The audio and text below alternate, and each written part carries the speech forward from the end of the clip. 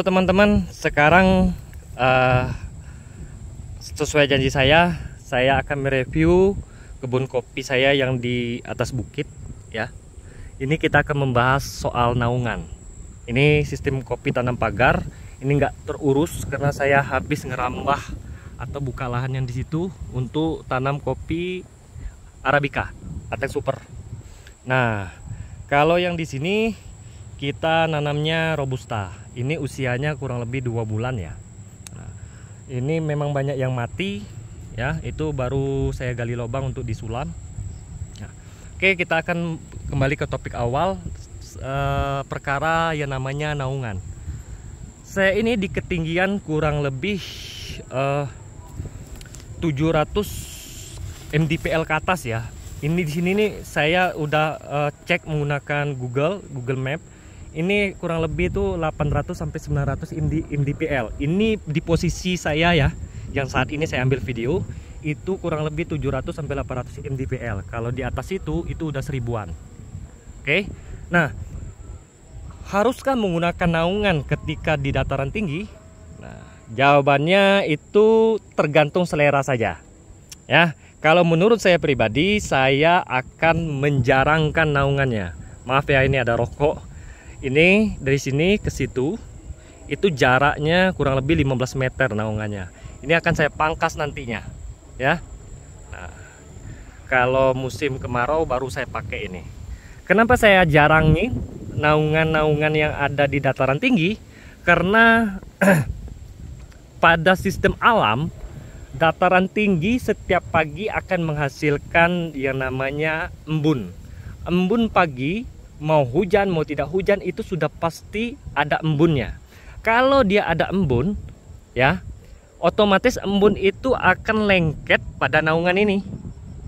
Ketika embun itu terlalu banyak, maka dia akan berubah menjadi butiran air. Artinya dataran tinggi tanahnya ya, secara kesimpulan lebih lembab daripada dataran rendah. Makanya dataran tinggi lebih dominan ditanami dengan kopi Arabica. Karena kopi Arabica itu lebih cocoknya di dataran yang dingin. Dataran mdpl 700 ke atas itu udah sangat dingin ya cuacanya ya. Nah, makanya ada embunnya tadi. Oke, kita lanjut. Nah, ini menurut pendapat saya ya. Saya bukan mengajari tapi kita sharing. Nah, kalau dataran tinggi itu saya hanya memberi naungan itu pada ujung-ujung matahari. Nih mataharinya tenggelamnya ke situ ya. Nah, naungannya saya kasih di situ. Kalau dia terbitnya di sana ya, naungannya saya berikan di situ. Nah, ini naungan yang di sini adalah ketika jam 12 itu matahari ada di atas kepala, maka dibutuhkan naungan ini. Dan saya tidak begitu banyak menggunakan naungan di sini. Sedangkan batang-batang itu memang batang hutan ya, nggak boleh ditebang, batang pinus dan ada undang-undangnya, makanya saya biarin saja. Ya, ini kita berpikir bahwa saat ini kita ada di lahan saya, bukan di atas itu. Oke. Nah, ini usia tanamnya 2 bulan dan perbedaan yang naungannya jarang dengan tanaman kopi yang naungannya lebih banyak atau di bawah naungan, pohon kopi yang di bawah naungan. Oke, kita akan lihat. Kita pindah ke sini. Nah, coba teman-teman lihat di situ. Ini nutup ya, ngebayang dia ke sini. Naungan itu kan untuk membayangi, pembayang pohon kopi. Coba teman-teman lihat pertumbuhan ranting ya dan daun ya.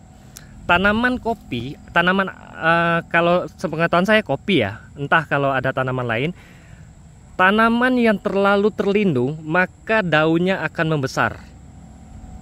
Oke, tanaman kopi yang terlalu banyak pelindungnya atau di bawah pohon pelindung pasti daunnya akan membesar. Kenapa? Tanaman ini tidak proses pertumbuhannya akan lambat, proses pertumbuhan rantingnya juga akan lambat, proses pemasakan buahnya juga akan lambat. Kenapa? Matahari itu fungsinya untuk fotosintesis dan pematangan buah juga dibutuhkan cahaya matahari.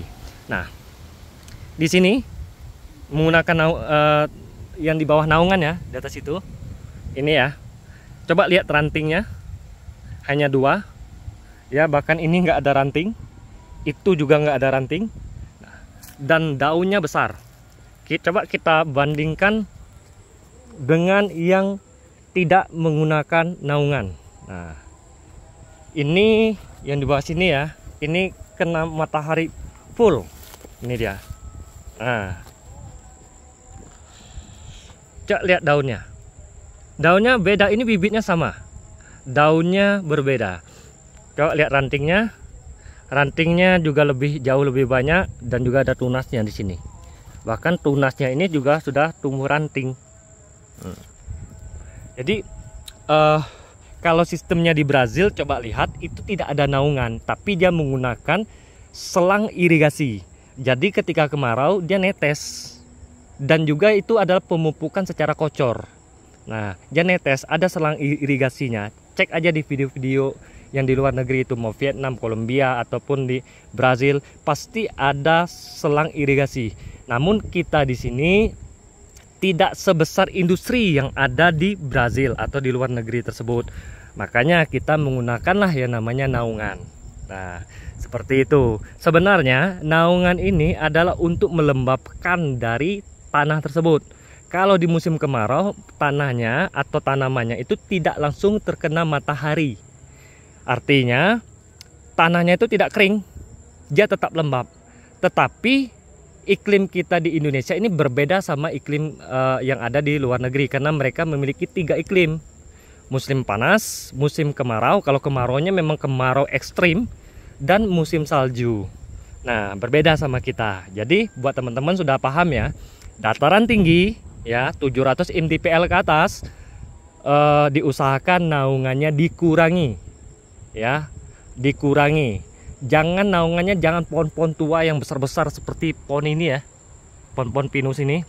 Jangan yang seperti itu. Kalau bisa lamtoro atau pohon kayu seperti ini ya.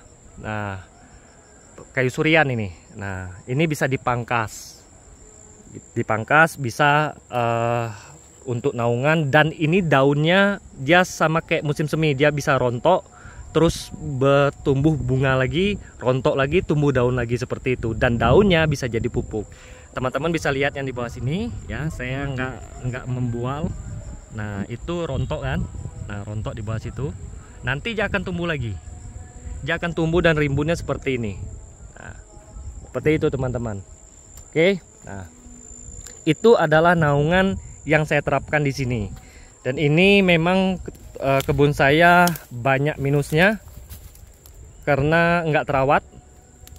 Itu sudah semak belukar ya. Mungkin itu saja teman-teman yang bisa saya sampaikan. Saya tidak mengajari dan tidak menggurui, saya hanya sharing dari pengalaman saya selama saya menanam kopi. Dan satu kali lagi saya kasih tahu bahwa saya belum pernah panen dan belum pernah menikmati hasil panen. Dan pengetahuan yang saya dapatkan, yang saya bikin video ini adalah dari jurnal yang saya baca-baca, baik itu jurnal secara bahasa Inggris yang saya translate ke bahasa Indonesia, ataupun jurnal-jurnal penelitian dari kampus-kampus pertanian yang ada di Indonesia. Mungkin itu saja teman-teman, dan lebih kurang saya mohon maaf. Dan saya tidak menyalahkan sistem tanam konvensional, dan saya juga tidak menyalahkan sistem tanam pagar. Semuanya baik dan untuk keberlangsungan hidup para petani. Dan saya akhiri dengan wassalamualaikum warahmatullahi wabarakatuh.